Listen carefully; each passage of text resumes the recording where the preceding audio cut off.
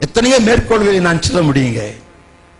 எல்லா வேதங்களும் இந்த இந்தியாவில் இருக்கிற சமஸ்கிருதம் ஆகட்டும், எல்லா சமஸ்கிருத மந்திரத்தை நீங்க போங்க, கோயில்ல அர்ச்சனை பண்ணுவாங்கல்ல, ராமநாதன் சொல்வா ஓம் ஸ்ரீ பிரம்மதாய நம, ஓம் ஸ்ரீ கணேசுத்தாய நாம, சிவமாதாய நாம, சொல் வரதாய நாமன்னு சொல்லி நமகன்னு பூ போட்டு இருப்பான். நம்ம எல்லாம் பார்த்துட்டு இருப்போம். அவர் மந்திரம் சொல்லிட்டாரு, நமக்கு பக்தி வந்துருச்சு. அவர் தட்டை மிட்டுவார், நம்ம காசு போடுவோம்.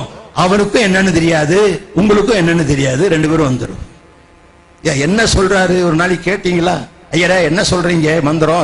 அது ஓம் ஸ்ரீ பிரம்மபுத்திராய நமக, தேவகுமாரன் என்று அழைக்கப்படுகிற பெயருடையவரே உம்மை அர்ச்சிக்கிறேன்.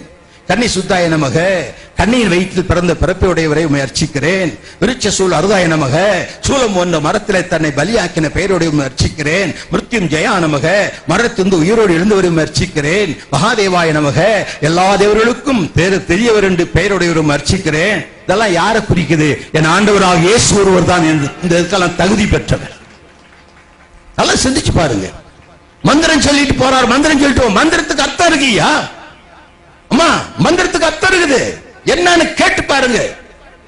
சில நேரம் நான் போவேன், அந்த கோயிலுக்குள்ளே போவேன். இந்த ட்ரெஸ் இருக்கிறதால யாரும் சந்தேகப்பட மாட்டாங்க. இந்த ட்ரெஸ் என் பக்திக்காகவோ மகான்னு காட்டுறதுக்காகவோ இல்லை, அவனை பிடிக்கிறதுக்காக தான் போட்டிருக்கு. நான் போய் சொன்னா கேட்க மாட்டான், அவனா வந்து மாட்டிக்கிறான். சாமி நீங்க யாரு? அவ்வளவுதான். சாமி நீங்க யாரு? 3 வார்த்தை காப்பா, 3 மணி நேரம் விட மாட்டேன். அவன் தான் ஆரம்பிச்சான், கடைசி வரைக்கும் இருந்து கேட்டுட்டு போ. அவன் கேட்பாங்க, என்ன வந்திருக்கீங்க, என்ன காரியம்? இன்னொரு இடத்துக்கு போன 4 வெள்ளைக்காரங்க வந்திருந்தாங்க. அந்த கோயிலுக்கெல்லாம் பைபிள் அமைப்புல தான் அந்த கோயில் எல்லாம் கட்டப்பட்டிருக்குது. மூலஸ்தானம், பிரகாரம் இதெல்லாம் பைபிள்ல இருக்குது. அந்த அமைப்பு இங்கதான் இருக்கு. இதனுடைய காப்பி தான் அங்க கட்டியிருக்கிறாங்க. அதை கொண்டு போய் எல்லாத்தையும் காமிச்சிட்டு இருந்தேன். பெரிய பூசாரி வந்தாரு. என்ன பூஜை செய்யணும் அப்படின்னாரு. பூஜை எல்லாம் ஒண்ணும் வேணாம், ஒரு காயத்ரி மந்திரம் சொல்லுங்க அப்படின்னாரு. ஓம் பூர்வோ சக்தத் சவிதுர் வரண்யம் பர்கோ தேவஸ்ய தீமகி தியோ யோ ந பிரசோதயாத்னு ஒரு மந்திரம் சொன்னாரு. வந்த உடனே இவங்க அதுக்கு அர்த்தம் என்னன்னு கேட்கறாங்க அப்படின்னு கேட்டேன். அவர் சொன்னாரு, அது ரொம்ப நாழியாகுமே, ரொம்ப டீப்பான அர்த்தம், அது ரொம்ப நாழியாகணும். எவ்வளவு நாழி ஆனாலும் பரவாயில்ல, இங்கே இருக்கிறோம் சொல்லுங்க அப்படின்னு. அவர் சொன்னாரு, ரொம்ப இது அண்டர்ஸ்டாண்ட் பண்றதுன்னா அதுக்கு கொஞ்சம் சமஸ்கிருதம் தெரிஞ்சிருக்கணும், நீங்க சொல்லிக் கொடுங்க. கடைசியில சொன்னாரு, எனக்கு தெரியாது அப்படின்னாரு. ஐயா நான் உண்மையை சொல்றேன் ஐயா, நான் பொய் சொல்லல. கூட்டம் முடிஞ்சு போனால் யாராவது பேசணுமா, வாங்க பேசுவோம் உட்காந்து.